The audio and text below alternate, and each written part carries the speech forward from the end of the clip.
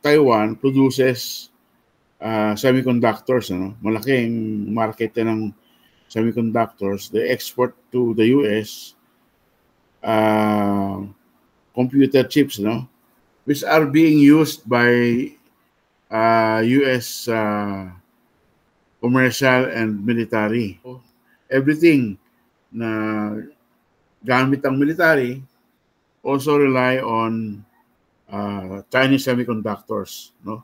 So pag nakuha ng China yung Taiwan, mawalan ng source ng semiconductor yung Amerika. So yun ang ano yan, strategic implication. Other than that, wala akong nakitang